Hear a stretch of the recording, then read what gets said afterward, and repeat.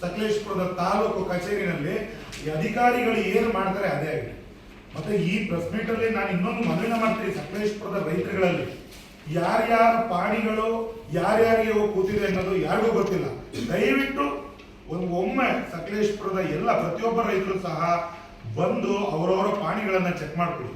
ಯಾಕೆಂದ್ರೆ ಈಗ ಹಾಲಿ ದಿನೇಶ್ ಅವ್ರದ್ದು ಏನು ಪಾಣಿ ಇತ್ತು ಅದನ್ನ ತೆಗೆದು ಕೂರಿಸಿದ್ರು ಅರಣ್ಯ ಇಲಾಖೆಗೆ ಅಂತ ಕೂರಿಸ್ಕೊಟ್ರು. ಅದೇನಕ್ಕೋ ಮತ್ತೆ ಚೇಂಜ್ ಮಾಡಿದ್ರು. ಈ ತರದ ಎಷ್ಟು ಪ್ರಕರಣಗಳಾಗಿರೋ ಗೊತ್ತಿಲ್ಲ. ದಯವಿಟ್ಟು ಮಾಡಿ ಸಕಲೇಶಪುರದ ರೈತರುಗಳು ಪ್ರತಿಯೊಬ್ಬರು ಅವರವರ ಪಾಣಿಗಳನ್ನ ಚೆಕ್ ಮಾಡಬೇಕು.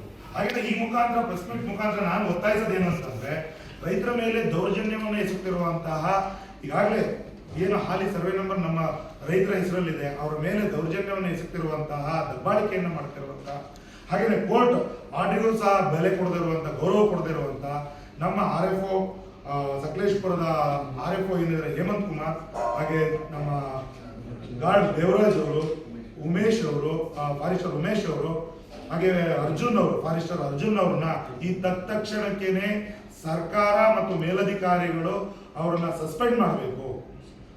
ಈ ತತ್ಕ್ಷಣಕ್ಕೇನೆ ಮಾಡಬೇಕು. ಅದಾದ ಮೇಲೆ ಅಧಿಕಾರವನ್ನು ದುರುಪಯೋಗ ಪಡಿಸ್ಕೊಳ್ತಿರುವಂತಹ ನಮ್ಮ ಮಾನ್ಯ ತಹಶೀಲ್ದಾರ್ ಮೇಡಮ್ ಏನಿದ್ದಾರೆ ಸಕಲೇಶಪುರದ, ಈಗಾಗಲೇ ಇದಕ್ಕಿಂತ ದಾಖಲಾತಿ ಬೇಕಾಗಿಲ್ಲ, ಇದನ್ನ CBI ತನಿಖೆನ ಮಾಡಬೇಕು ಅಂತ ಒತ್ತಾಯಿಸ್ತೀನಿ. ಆದರೆ ಇದನ್ನ ತನಿಖೆ ಮಾಡೋಕ್ಕಿಂತ ಮುಂಚೆ ನಮ್ಮ ಹಾಲಿ ಸಕಲೇಶಪುರದ ತಹಶೀಲ್ದಾರ್ನವ್ರನ್ನು ಸಹ ಸಸ್ಪೆಂಡ್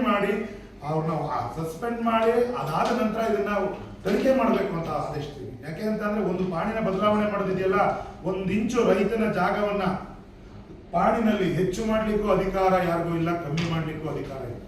ಅಂತದ್ರಲ್ಲಿ ಇಡೀ ಸರ್ವೆ ನಂಬರ್ ಪಾಣಿನೇ ಬದಲಾಯಿಸಿದ್ದಾರೆ, ಇಡೀ ವ್ಯವಸ್ಥೆನೇ ಬದಲಾಗಿದೆ. ಇಂಥ ಸಿಕ್ಕಿರೋದು ನಮ್ಮ ಕೈಗೆ ಇಂಥದ್ದು 100 ಇರಬಹುದು ಅಂತೇಳಿ ನನಗೆ ಈಗ ಅನಿಸ್ತಾ ಇದೆ. ಆದ ಕಾರಣ ಸನ್ಮಾನ್ಯ DC ಮೇಡಮ್ ಅವರು ತುಂಬಾ ಅವರಿಗೆ ಗೌರವ ಇದೆ. ಯಾಕೆಂದ್ರೆ ಅವರು ತುಂಬಾ ದಕ್ಷ ಅಧಿಕಾರಿ ಅಂತ ನಾವು ಜಿಲ್ಲೆನಲ್ಲಿ ನೋಡ್ತಾ ಇದ್ದೀವಿ.